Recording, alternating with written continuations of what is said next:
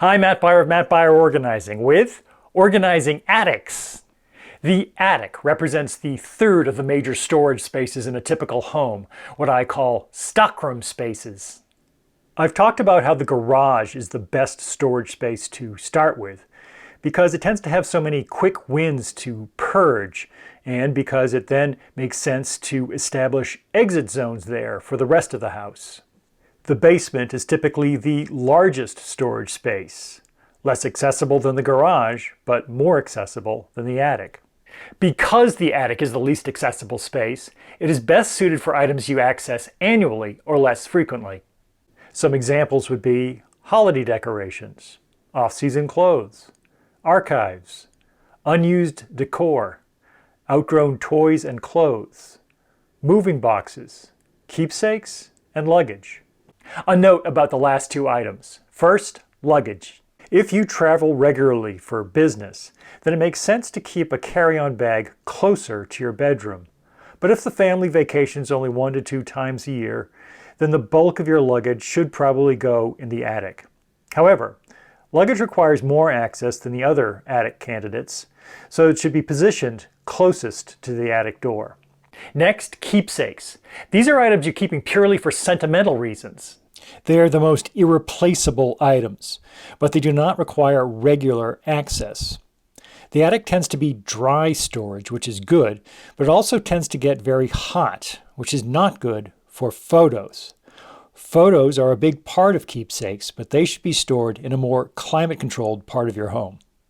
It may seem that the whole point of having an attic is to store stuff there when you run out of space elsewhere. But guess what?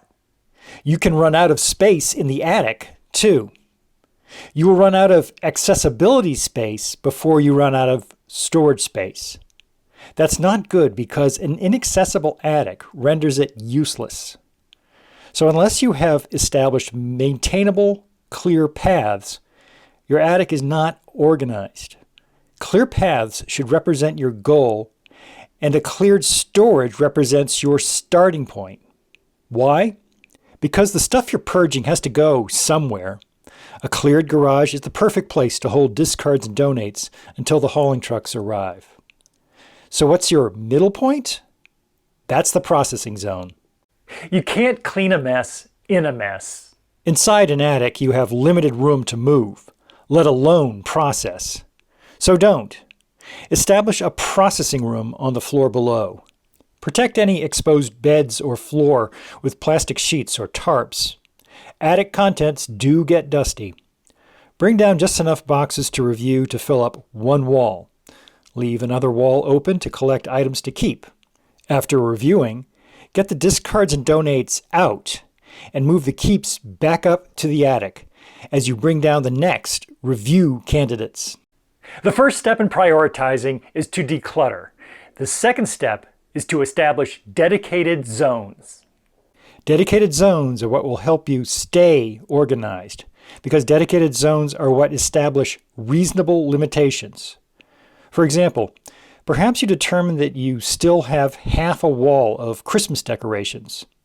Those should be stored toward the back of the attic, but not as far back as the moving boxes. If the moving boxes can be flattened and stored under the eaves, they should be. They won't need to be accessed until you empty your entire attic in your next move. In a small home, you should probably dedicate no space to moving boxes. Get rid of them. It's more important to have open paths to access what you have than for packing material. Packing material is replaceable. Your time is not. Some attics are structurally better for storage than others.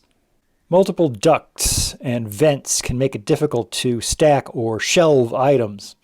Lacking a floor makes it difficult too. Many attic floors are just open rafters and insulation.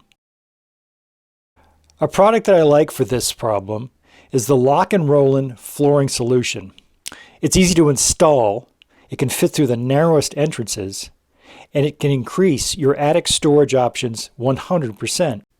One of the advantages of stockroom spaces is that you can usually take advantage of vertical space. The problem with attics, however, is that the height tends to be pretty limited. Still, it is worth setting up 3 or even 2-level shelves to maximize space and accessibility. A modular set of shelves, like this plastic ventilated storage unit from Home Depot, is a good, inexpensive solution for small to medium bins. A well-organized attic space can actually be a fun place to visit, where you can easily find what you want when you want it. This starts by placing a greater value on the paths for accessibility than on the low-value space thieves that are getting too comfortable. Prioritize to organize. For more easy organizing tips, please subscribe. Thanks for watching. I'll see you around.